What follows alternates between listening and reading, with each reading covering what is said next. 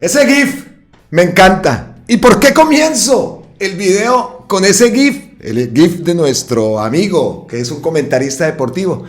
Pues precisamente lo incluyo hoy como parte de la intro de nuestro contenido ante la última idiotada, que podemos decirlo así, la última estupidez de la derecha, y en esta ocasión, una vez más, por supuesto, el ataque del fin de semana, pues corresponde al pasquín innombrable que dice que Papá Pitufo es petrista. Garzón.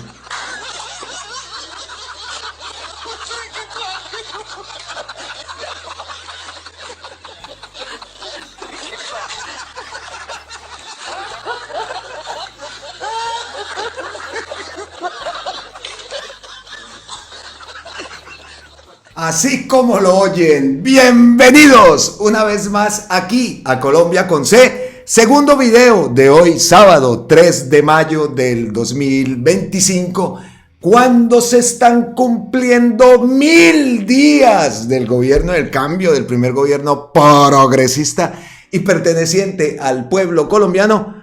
Paréntesis, he estado pendiente de la cuenta de Gustavo Petro a ver si hace mención a los 1000 días y bueno, hasta el momento no ha hecho mención, pero nosotros sí lo recordamos aquí. Hoy se están cumpliendo 1000 días del gobierno del cambio. Y como ha sido tradición estos 1000 días, pues ataques. Y hoy, por supuesto, 1000 días, y ese fue el ataque del día de hoy.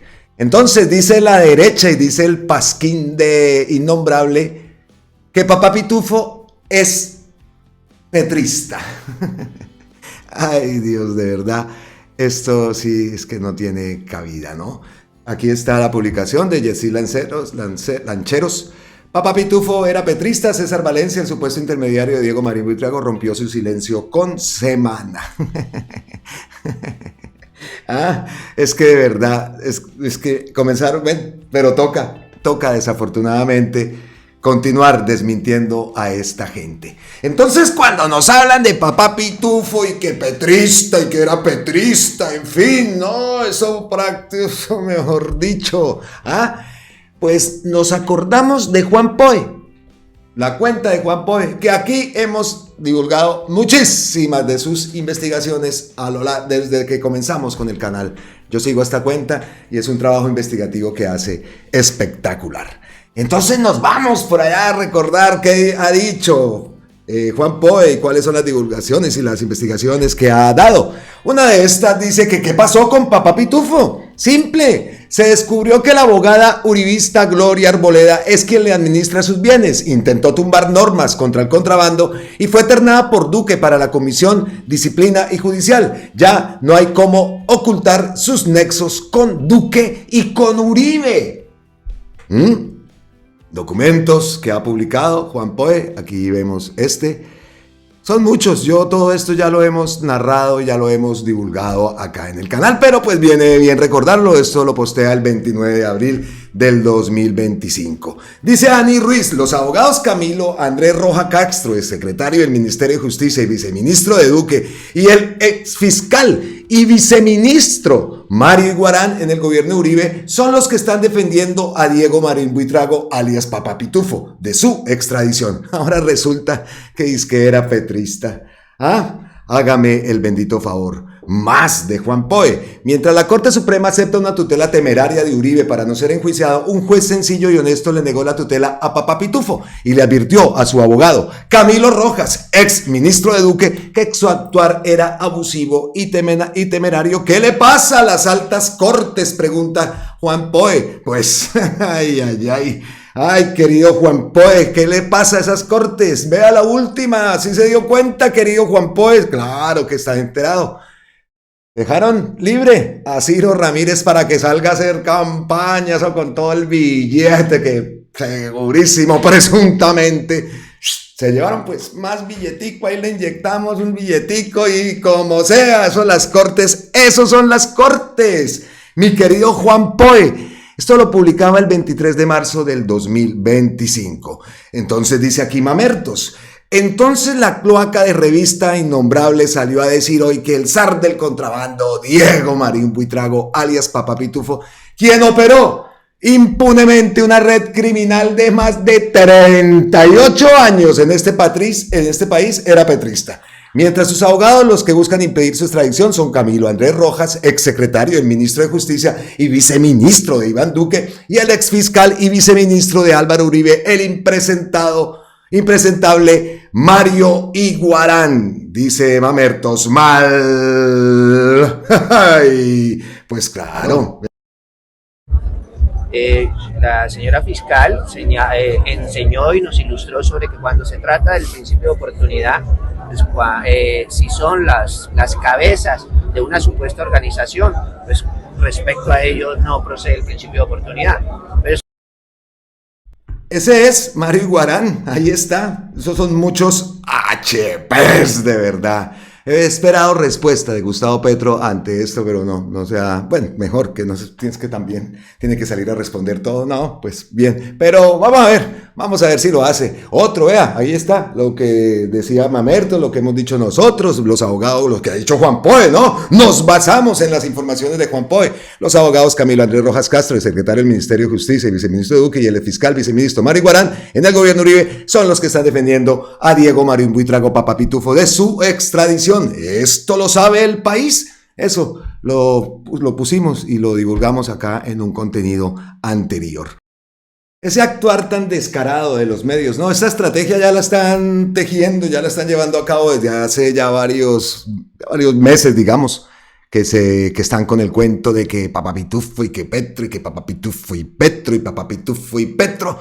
Y a propósito, ¿qué pasa con Papá Pitufo y la extradición? Que supuestamente ya estaba en camino, ¿no? Eso también nos tiene bastantes preocupados porque queremos de una vez por todas también que llegue y queremos saber la verdad de esos 38 años. Yo todavía 38 años antes incluso de la Constitución, ¿no? Este personaje cooptando la policía, las aduanas, acabó incluso con la industria nacional, porque el contrabando en Bucaramanga se sabe bastante de ese tema, ¿no? La industria del calzado, cómo terminó afectada también por todo el contrabando y producto que llegaba muchas veces de China, la gran mayoría. Y allá, en San Francisco, ¿cuántas empresas tuvieron que cerrar por todo esto? Pero ahora entonces resulta que Papá Pitufo era petrista. Esto sí de verdad que no cabe en ninguna cabeza. Pero bueno, y hablando de Papá Pitufo, porque esto trae cola, esto no es así nomás, ¿no? Estamos hablando y muy tristes, ¿no? Del plan Pistola que se está llevando a cabo en Colombia. Algo que de verdad que nos entristece, las familias de los policías, que incluso vimos, ¿no? Por allá, ahorita lo mostraré en un video, la Innombrable jugando con ese tema, hablándole a dos policías que se da uno cuenta con los gestos del policía que lo que le estaba diciendo la Innombrable estaban que se reían y decían, usted da es risa, pero no lo hicieron porque estaban siendo grabados y bueno, también ellos, entiendo la posición, pero seguramente que es así. Ahorita vemos ese video, lo veremos al final. Pero es que Gustavo Petro ha hablado de los capos del narcotráfico en Dubái y eso también lo ha venido diciendo desde hace mucho tiempo, que estarían detrás del plan Pistola, según Gustavo Petro. Y eso, delicado. Dice Gustavo Petro, el clan del Golfo, como respuesta a la caída de varios de sus jefes, ha decidido matar hijos del pueblo. Es un asesinato sistemático de hijos del pueblo. Nosotros no vamos a retroceder, arreciaremos la ofensiva contra el clan. No tienen escapatoria, o abandonan la actividad ilícita y se reciclan en el proceso de prosperidad de las regiones bajo la ley y la democracia, o se instruye la Alianza Mundial para destruir el Clan del Golfo. Llegaremos hasta sus aliados en Dubái. Estos son los hijos del pueblo de la policía y del ejército asesinados por el Clan del Golfo y hay una lista que da Gustavo Petro, y esto no puede ocurrir. Esto no puede ser, no puede ser. Dice acá Gustavo Petro en Policía Nacional, y miren la lista, miren la lista. En servicio 10 policías, fuera de servicio 5 policías militares del Ejército Nacional. Miren esto. Esto no puede ser.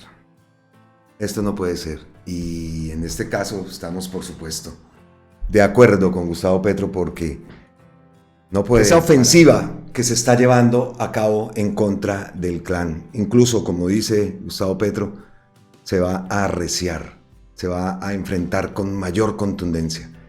Y es lo que toca. No hay de otra. Esto no puede ser. Esto no puede ocurrir. Y desafortunadamente está ocurriendo en el gobierno potencia mundial de la vida. ¿Quiénes están detrás de todo esto? ¿A quiénes le están haciendo el favor?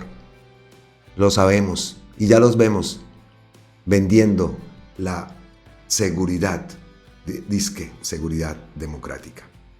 Dice Juan Poe también, ponen todo el lente en Papapitufo para tapar la Junta del Narcotráfico de Dubái.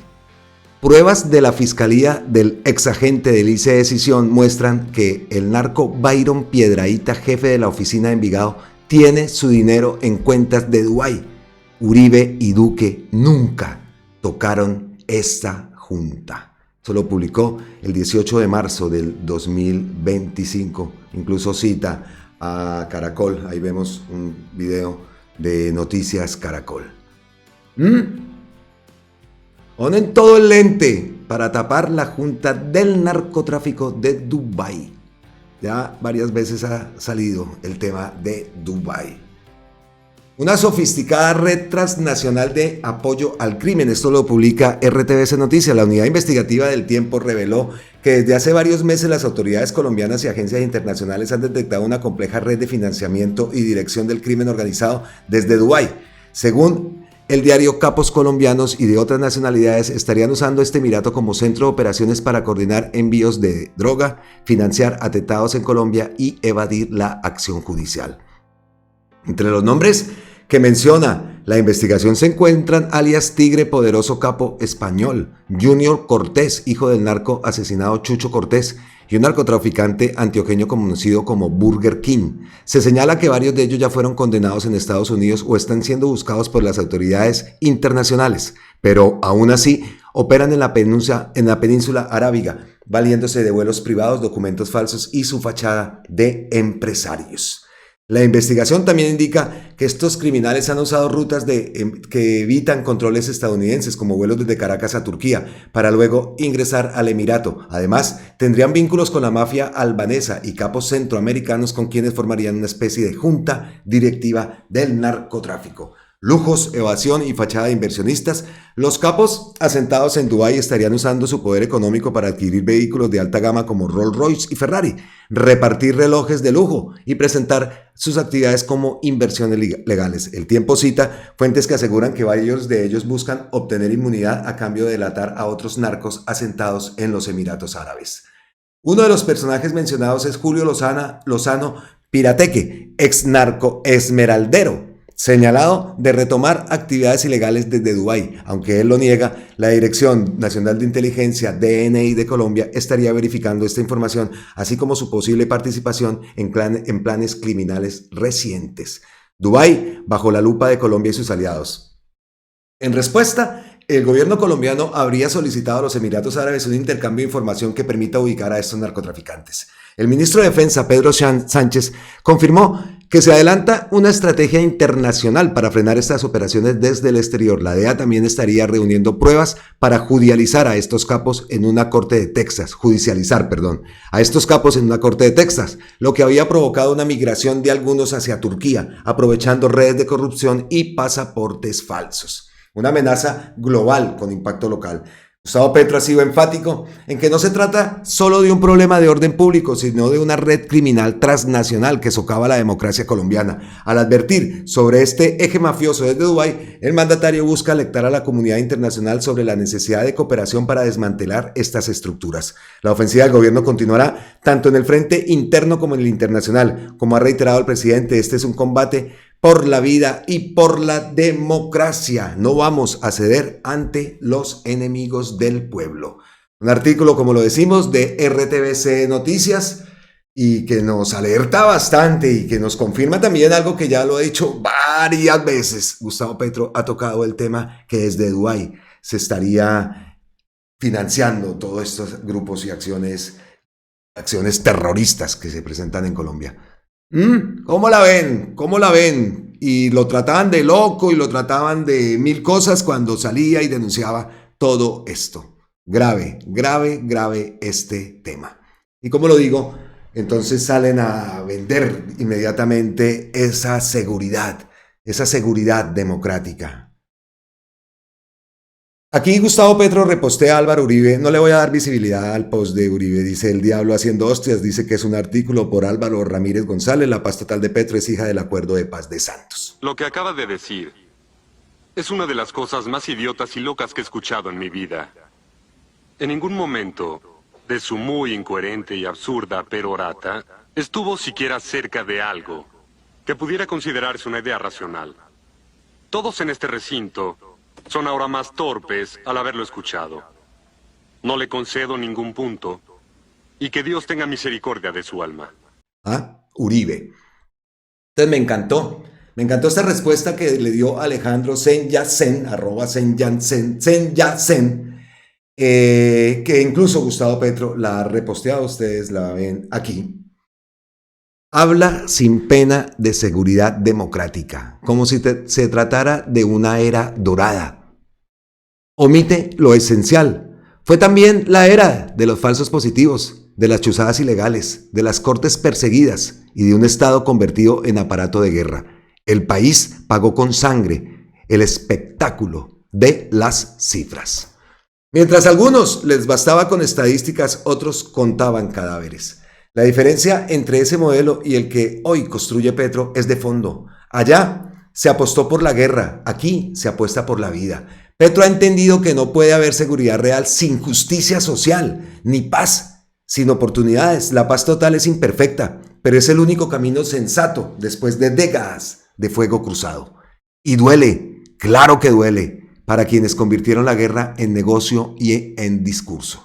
Lo que llaman rendirse al terrorismo es en realidad devolverle el Estado a los territorios que él abandonó y la corrupción le regalaron, que el abandono y la corrupción le regalaron a los violentos. Lo que llaman fracaso es el hecho de que ya no gobiernan y no pueden seguir imponiendo su narrativa de miedo. El país que dejaron fue uno dividido, endeudado, saqueado y atado a una violencia reciclada. El que hoy se intenta construir a pesar de las resistencias se basa en otra lógica, la dignidad como política pública.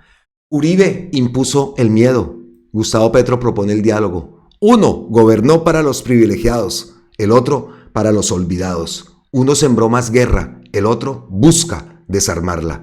Por eso tiemblan, porque por primera vez el poder dejó de mirar hacia arriba y empezó a escuchar hacia abajo. Excelente, excelente. Me encantó, muy bien, Alejandro. Y tengo el placer que me sigue y yo también lo sigo a él. Excelente, excelente esta respuesta que le da al post, a lo que envía Matarife vendiendo otra vez el tema de la seguridad. Increíble, ¿no? Es increíble la estrategia que estos utilizan a la gente, a nuestras fuerzas militares también. Y ellos son los que hablan de debilitarlas. Cuando seguramente y presuntamente, esos que dicen que el gobierno está acabando con la fuerza pública son los que en realidad están acabando con sus vidas, con la vida de nuestros policías y de nuestros militares. ¡Qué tristeza! ¡Qué tristeza! Eso. Todos lo sabemos. Todos hemos hablado alguna vez en la esquina. Yo siempre hablo de la esquina, yo era muy callejero. Y decíamos, oiga, ¿cómo se va a hablar de paz? Eso eran conversaciones de hace años. ¿Cómo se va a hablar de paz en un país donde no hay justicia social? Lo escuchábamos en los candidatos hablando basura, porque nunca en realidad eso ocurrió. Esa palabra justicia social la llevamos escuchando toda la vida, jugando con ella, pero nunca se había hecho nada. Y hoy me ocurrió una cosa increíble. Un amigo allá en Bucaramanga ha puesto en su WhatsApp una cantidad de imágenes, todo referente a que no a la consulta popular, a Gustavo Petro, bueno, esnifando, ya sabemos todo lo que dicen de él. Y entonces me pongo a pensar, y no por hablar de mi amigo, porque en realidad lo estimo y lo quiero mucho, me pongo yo a pensar, oiga, casi tenemos 50 años y todavía viviendo con los papás, hermano. Ese amigo que está hablando de eso, tiene incluso, bueno, voy a hablar de su vida privada, pero me llama mucho la atención eso. Entonces yo lo que hice fue, no le contesté ni nada, ni le envié nada, sino simplemente también puse varias imágenes y varias cuestiones ahí en mi estado de WhatsApp, como tratando de responderle, ¿no? Pero decía, incluso le hablé a mi hijo y le dije, oiga, vea que este muchacho, postea eso y coloca eso y dice, oiga, pero ¿cómo así, hermano? ¿En serio? ¿En serio? Entonces, no quiero comentar más porque son cuestiones privadas, ¿no? Incluso tuve la oportunidad de compartir con él ahora en mi estancia en Colombia y bueno. Lo que me refiero también es el tema de están promoviendo el no votar. Eso fue una de las imágenes, el no votar para la consulta popular que todavía no está aprobada. Ya van 2 días. Ya van 2 días de ese mes, ¿no? Que estamos esperando y pendientes qué va a ocurrir. Entonces me llama la atención eso, me llama la atención que siguen votando hasta por sus propios verdugos, ¿no? Con una ignorancia total. Y eso, es que de verdad quería contarles más, pero por respeto también a la amistad que tenemos de hace muchos años, y me alegró muchísimo poder verlo ahora que estuve en la ciudad bonita, que tuve el placer. Entonces, me pasa eso y eso pues obviamente a ustedes les ha pasado. Hablábamos, ¿no? Precisamente uno de los saludos que me enviaban en días anteriores hablaba de eso, ¿no? De la división en las familias. Aquí está Victoria Valencia, nos decía eso, y la división en la familia, las amistades, increíble. Yo quería ir a Bucaramanga a encontrarme con mis amigos en diciembre y no, qué vaso, calladito por allá, solo. Así pasé y pues pendiente también de mi hijo que él sí se estaba encontrando con sus amigos allá en Búcara, pero a mí me tocó apartado, no pude irme ni al barrio donde vivía ni nada de eso porque siempre he generado, ¿no? Malos comentarios de personas que uno creía amigos, independientemente, pues claro, de eso se trata, ¿no? De que no todos tenemos que pensar igual. De eso me gusta y muchas veces habían debates que se hablaban y yo opinaba y todos opinábamos, pero pues ya esto ha tocado otro fondo, ¿no? Ya esa polarización del país es extrema y desafortunadamente triste, ¿no? Porque lo que digo, muchas veces se utilizan piezas gráficas sin tener ni remota idea de qué es lo que se está hablando y de qué es lo que se está haciendo. Simplemente por decir que Gustavo Petro, el único cambio que ha habido ha sido que se operó la cara y que se puso pelo. Ese es el cambio que ha habido en Colombia. Qué ignorancia tan terrible. Qué ignorancia, de verdad. ¿Y eso qué pasa? Ellos no son culpables. O bueno, culpables en cierta forma de pronto de no buscar información, pues. Pero es que, oiga, si uno prende un cacharro para ver alguna información o escuchar alguna, por lo menos alguito, ¿no? De verdad. Pero no, siguen escuchando esos medios y tomándose la sopa. menos, cada vez son menos, tomando la sopita viendo Caracol y viendo todo esto. Entonces, bueno, entonces hablando de todo esto de seguridad democrática, hablando de seguridad democrática, ¿no? Hablando del Matarife, por allá vimos también a Granados saliendo a decir que no se ha podido comprobar absolutamente nada. Y va a estar buena esta semana la audiencia de Álvaro Uribe, el juicio, perdón. Entonces Iván Cepeda le contesta y vamos manteniendo entonces la línea con el tema del Matarife. El senador Iván Cepeda le contesta a Granados, dice, abogado Granados, el acusado es su cliente. Fracasada la estrategia prescriptiva, el abogado Granados, muy criticado por su propio cliente por sacarle el cuerpo a la tarea de sobornar testigos, quiere convencer a la opinión pública de dos mentiras impúdicas. La primera es que el juicio consiste en probar mi culpabilidad en imaginarios delitos que él inventa. No señor, el acusado es su cliente, el Matarife. Y la segunda mentira consiste en que ningún testigo de la fiscalía ha comprometido la inocencia del acusado Uribe. Un mal chiste. No escuchó los generosos ofrecimientos, sobornos de Diego Cadena a los falsos testigos autorizados expresamente por su cliente para mencionar tan solo un conjunto de pruebas que fueron presentadas en juicio. Ah, cierto. Granados dice que no conoce a Cadena, el abogánster que también está en juicio. ¿Sabrá eso? ¿O también lo ignora? ¿Ah? Pero claro, es que son artistas, ¿no? Estrategias, ¿no? Bueno, el abogado es parte de su tarea, ¿no? De eso se tratan los abogados del diablo, pues obviamente no va a salir a decir, no, ya quedamos hundidos, nos retiramos, y no, pues, eso es parte de la... Pero así juegan con la gente. Eso no nos debe extrañar, es como juegan con la gente, y esto entonces replicado por los medios que le siguen lavando la cara, vendiendo la maldita seguridad democrática esa. Todos están relacionados. Eso téngalo por seguro. Por allá está brincando también Coronel, por ejemplo, con el tema de que ya del Amazonas va a funcionar el buque hospital, y eso lo tratamos en el video anterior. Entonces salen a rebuznar, a decir, y los improperios, y que el gran trabajo que ellos hacen. Otros iguales. A mí me da risa, hermano, de verdad, ver la audiencia, Coronel, vaso, todo el mundo allá metido, y él allá sentado y analiza la Uribe, y lo nombran y lo mencionan y tal, y después está codeándose con Fajardo y con toda esta bandola, que son lo mismo. Yo no entiendo eso, no lo entiendo y no le comeré nada a eso que tenga que ver con el portal Cambio. Hoy también por ahí están hablando de la ministra de Cultura, la mujer tan guapa. Están hablando y que muy cercana a Petro, y pues porque tenía que estar, por supuesto, con el tema de la espada y los guantes que utilizaron. Ella es la ministra de Cultura. O sea, era la encargada también, responsable de lo que estaba ocurriendo y de que la espada se conservara y se manejara con el protocolo que debe tener una pieza. Pues imagínense con la historia que hay detrás de esa espada.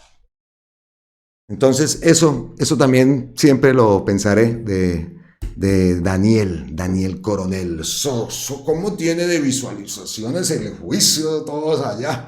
Y después codeándose con Fajardo, que fue el que vimos por allá también, vendido al Uribe, vendido hasta Rodolfo, que bendito sea.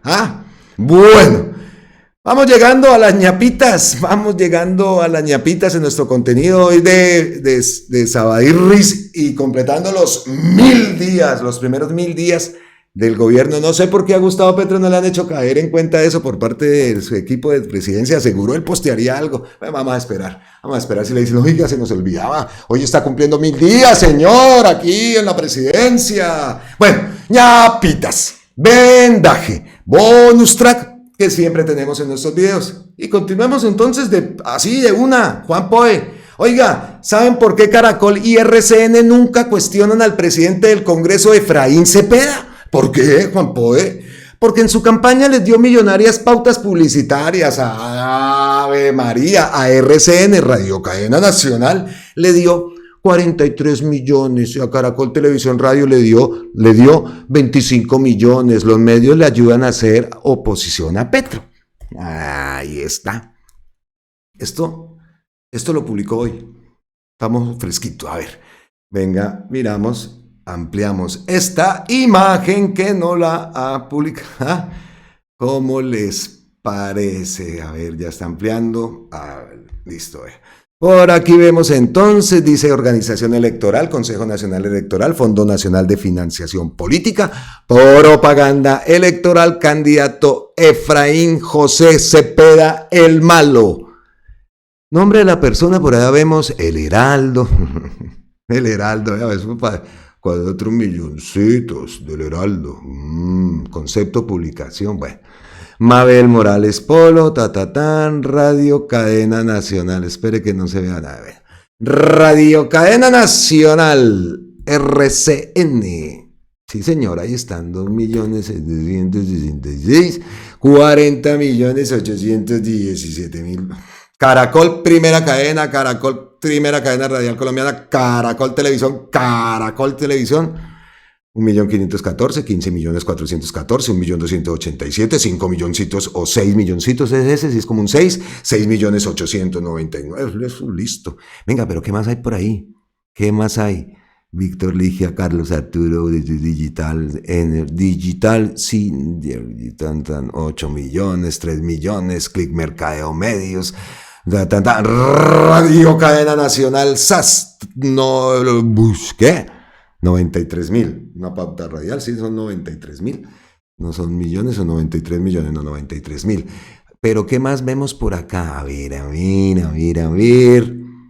Tecnigráficas, Organización Radial Olímpica, Cristian Tres Palacios Barrio, Tecnigráficas, bueno.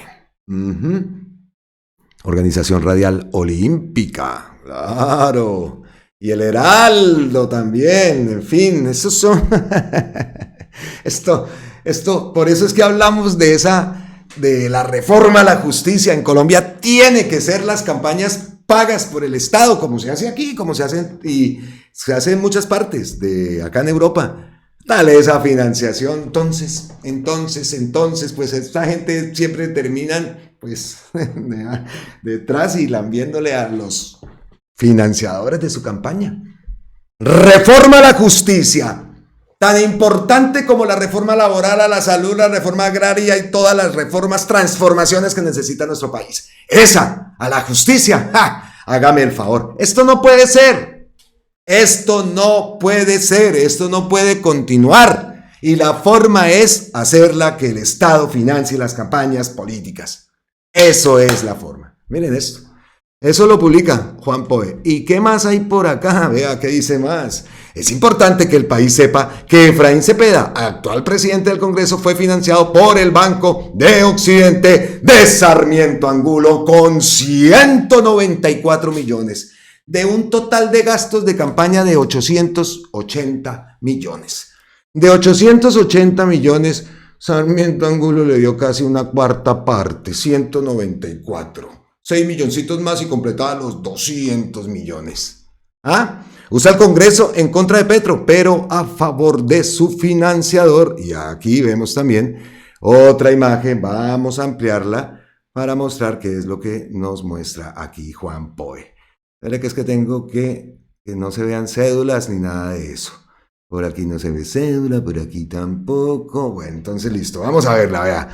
Efraín Cepeda con Organización Electoral, Consejo Nacional Electoral, Fondo Nacional de Financiación Política, créditos obtenidos, candidato Efraín José Cepeda el Malo, Banco de Occidente, 194 melones, 740.000 pesos. Ay, Dios, pues claro que acá dice 103, créditos obtenidos en entidades financieras legalmente autorizadas. Pues sí, todos te dirán, ¿no? No es que todos tenemos que ir a pedir plata por allá, a los bancos, ¿no? Pues por eso es que decimos, por eso es que tiene que ser esas campañas financiadas por el Estado y se acaba esa guachafita. Esa es la gente que hace las leyes. Esos son los que hacen las leyes a favor del pueblo. Esos son los que tapan el Congreso Cuando el pueblo se expresa con ese telón negro. Esos son. Esos son, ay Dios. Oiga, y vea, que aparte siguiendo con Efraín Cepeda, siguiente ñapita también, el Consejo de Estado admitió una tutela que pide que Efraín Cepeda no dirija las discusiones de la consulta. Sería como lo más obvio, ¿no? Sería como lo normal. Pues vamos a ver que... pero es que... No, pues es que la tutela del Consejo de Estado. Vamos a ver. Vamos a ver, Dios. ¿Qué más tenemos de ñapita? Siguiente ñapita. Dice acá Wilson Arias que echan pura paja. Las señoras y señores senadores y senadoras que tumbaron la laboral. Y repostea o cita unas palabras del querido Wilson Arias. Vamos a escuchar un ratico aquí de sabadito al senador Wilson Arias, que también cada vez que interviene no hay desperdicio. Escuchemos al gran senador Wilson Arias. Paso a lo que sigue. Produce desempleo. Entonces aquí me voy a detener un poquitico. Me van a perdonar el rodeo que voy a dar. ¿Cómo se genera el empleo? ¿Con un decreto? ¿Con un decreto se genera empleo? Falso, de toda falsedad. ¿Cuáles son las implicaciones del decreto y de las leyes? Entonces, aquí me gusta primero presentar los hechos de estos días y después que aumentan los costos laborales y el desempleo, señores y señoras. Acaba de ocurrir bajo este gobierno que Duque nos dejó el salario mínimo en 1 millón de pesos y elevado a 1.425.000, aumentado más del 42%. Pero no nos vamos al 2025. Les presento una cifra elemental. Solamente porque el 2025 todavía no reporta datos de empleo suficientes. 2023 y 2024, ¿cuánto aumentó el salario? Los costos laborales apreciados neoliberales, antiobreros, prorricos. ¿Cuánto aumentó? Aumentó el 30%, señoras y señores. ¿Y qué ocurrió con el empleo? ¿Se cayó? Disculpe, ¿se cayó? Se cayó el empleo cuando ustedes le bajaron el salario a los trabajadores, cuando deprimieron la masa laboral, cuando impidieron la activación de la demanda agregada. Entonces lo paso a explicar. Se produjo 1.004.000 empleos en este periodo de los 2 años. ¿Cuánto creció una empresa grande? ¿Ya saben? 556.000 nuevas plazas en esos 2 años. Disculpe, ¿lo quieren confirmar? Le pido, presidenta, que me conceda. 353.000 en la microempresa, la que ustedes decían que se iba al traste cuando aumentaran los costos laborales, los salarios. ¿Saben cuánto aumentó? 353.000. ¿Cuánto la mediana? 90.000. ¿Cuánto la pequeña? 5.000. Para un total de 104.000. Y, por razones de tiempo, en cambio el empleo informal solamente creció en 100.000. Es decir, cuando usted aumenta el ingreso de los trabajadores, de la masa laboral, se propicia lo que Keynes llamaba el aumento de la demanda efectiva, y lo resumo de esta manera. Por allá en Cali les dije a unos pseudoeconomistas el siguiente ejemplo que nunca me han podido responder. Los economistas le llaman ceteris paribus, es decir, todo lo demás constante. Si usted es dueño de una panadería, escúchenme bien, señoras y señores neoliberales, si usted es dueño de una panadería y el presidente, usted tiene 4 panaderos y el presidente le rebaja la 4ª parte de su salario, ¿ya ha ocurrido en la historia?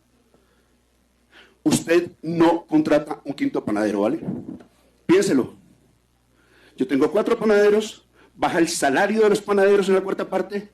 ¿Usted contrata, presidenta, usted contrata un panadero, una panadera adicional? ¿De qué depende de que usted contrate uno nuevo? Ceteris paribus, todo lo demás constante. ¿De qué depende? Carajo, ¿de qué depende?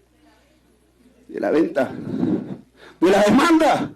Es decir, no es verdad que dependa de eso solamente, y por lo menos en principio es bastante dudoso la razón según la cual, bajando costos laborales, en una reforma laboral, dice que generemos empleo. No echen cuentos, no echen paja. Eso no es lo que ocurrió en los 22 años. Desde 2002 hasta hoy se perdieron empleos y la tasa creció relativamente baja. Hay estudios que informan de esto. No tengo tiempo para hablar del premio Nobel Carr, gringo, que hizo su tesis sobre este tema y sobre ella se ganó el premio Nobel por sustentar lo que acabo de decir. Razón de más para decirles, esto ya lo he dicho Keynes hace tiempo, mucho mejor que yo. Un presidente de Estados Unidos le puso cuidado a Keynes, implementó una política keynesiana y sacó al mundo, y no solamente a Estados Unidos, de la recesión. El presidente anterior Nadie se acuerda del apellido, señora presidenta. ¿Sabe por qué? Porque hizo caso omiso de la recomendación de Keynes. Y quien logra sacar al mundo de la recesión, con estos dichos y no con otro, se llamó Franklin Delano Roosevelt. Por eso, en todos los municipios de América Latina prácticamente hay una calle que se llama Franklin Delano Roosevelt. Por estas cositas, señora presidenta. No echen paja, señores y señoras neoliberales. Me encanta, Wilson. Muy bien, muy bien.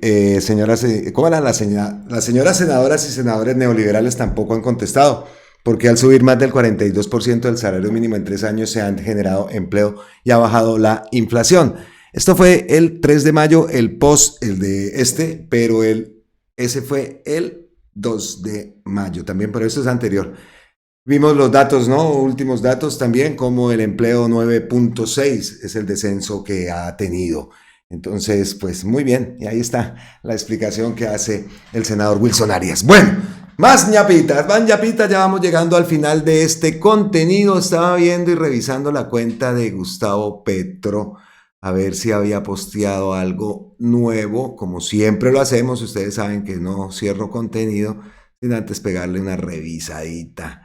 Aquí, ahí encontramos 2 toneladas de polvo blanco, se incautan llegando al aeropuerto El Edén de Armenia por parte de la policía de Colombia. Vean, ya estaban listicos ahí para esperarlo. Otro emprendimiento. Pero continuando entonces con el guión que tenemos establecido, después del senador Wilson Arias, llegamos a este post. Dice Miss Poirot: María José Pizarro lidera las encuestas para la presidencia de Colombia. Su camino no solo representa esperanza, bien, sino el legado de lucha y justicia de su padre, Carlos Pizarro. Que ella llegue a la Casa de Nariño sería un símbolo de paz y transformación.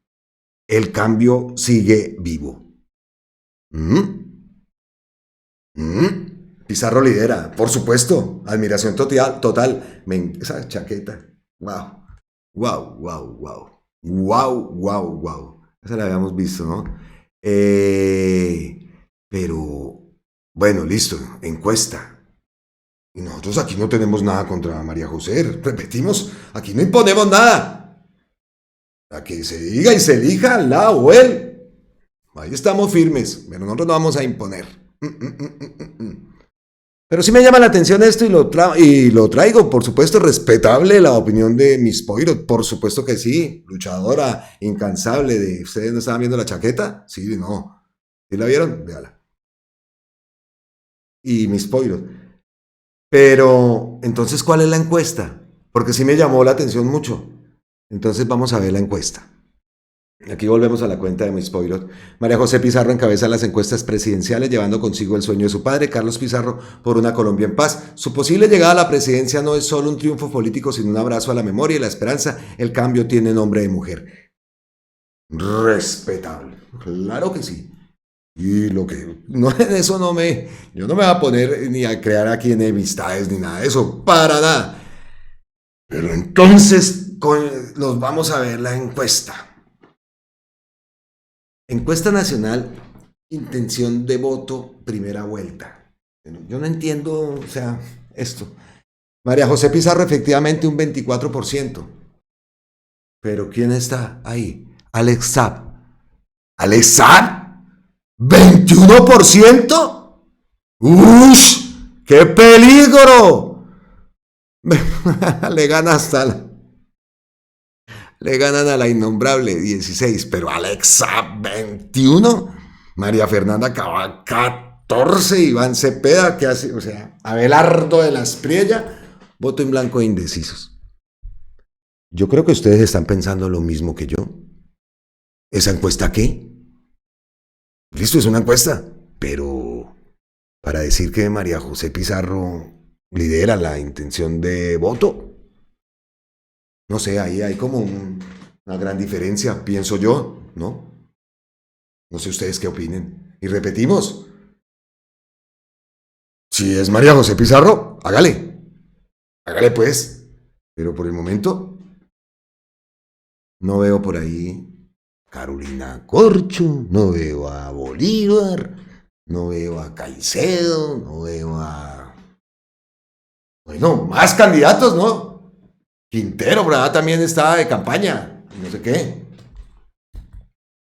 Pero, ojo, ¿qué tal eso? Es que Alex Saab, 21%. Ush. Entonces, pues no sé en verdad que sea la no intención, porque no estamos diciendo aquí hablando de que eso es una estrategia ni nada, pero pues hay algo que en realidad no nos cuadra. Como tampoco nos cuadra que Gustavo Petro le haya dado el teléfono a un señor, a ese señor que está por acá atrás, o que él tenga comunicación directa con Petro, ¿no? ¿Ustedes lo están viendo? No, ustedes no lo están viendo. A este señor que está por acá atrás, aquí lo ven como en una plaza de mercado, que a él lo está mandando Petro. Este hombre tiene comunicación directa con Gustavo Petro. Sabía que la innombrable iba a estar allá y desde su puesto de venta sale y le dice, oiga, que va a estar allá, compañero. Le dirá Petro, ¿no? Lo llamará a decirle, compañero, la innombrable va a estar allá, salga y saboteele. ¿Eso piensa esa gente? ¿De verdad? De verdad es que. Pero espérate. A ti te está mandando Petro, Dile a Petro que no te mande, que no te use, que no te dejes manipular. Ah, ¿cómo les parece eso? Lo está mandando Petro, este mantiene comunicación directa. ¿Quién es? De por Dios. Vicky Dávila va al mercado, le dicen unas verdades y sale a llorar que Petro lo mandó un saboteador, todo el que la contradice esa gente del gobierno. Qué nivel tan básico y mediocre. Oiga, vámonos entonces para la encuesta esta porque tengo ganas de un garzonazo. A la encuesta le gano. Garzón.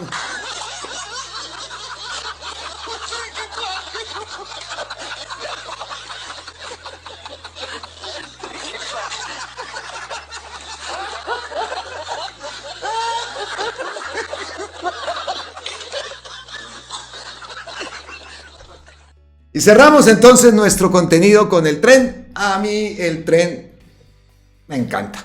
Ustedes ya lo saben y más publicaciones se ha dado respecto a este tema. El Ministerio de Transporte ha publicado en su cuenta X, avanza la reactivación del tren en Colombia. Inició el reforzamiento del corredor férreo Bogotá-Belencito con la intervención de 40 kilómetros entre Paipa y Belencito. El gobierno del cambio está comprometido con los modos férreos. Qué buena noticia. Y ahí vemos las imágenes con las que cerramos este contenido. Vuelvo a revisar la cuenta de Gustavo Petro y no, lo último que ha posteado es ese emprendimiento que volvió a caer y que siguen cayendo. Vea eso, vea ese montón. Ave María. Iba llegando al aeropuerto El Edén de la ciudad de Armenia. Bueno, dejamos así entonces, nos vemos en una próxima, por supuesto. Suscríbanse al canal, por favor, que ahí me siguió YouTube diciendo, oiga, que se le ha bajado los suscriptores y eso empieza a aparecer ahí en gris y ahí todo feo. Ustedes se suscriban al canal, las personas que crean, que piensen que este contenido que hacemos es agradable, que les gusta. Les agradecemos a todos también, las personas que se han suscrito últimamente, por supuesto a nuestros antiguos suscriptores, siempre gratitud eterna, infinita, y les enviamos entonces un abrazo ancestral desde la distancia. Nos vemos en la próxima, miles y miles de bendiciones y recuerden, esta es Colombia con C de cambio, con C de campesinos, con C de consulta popular. 1000 días del gobierno del cambio. Chao.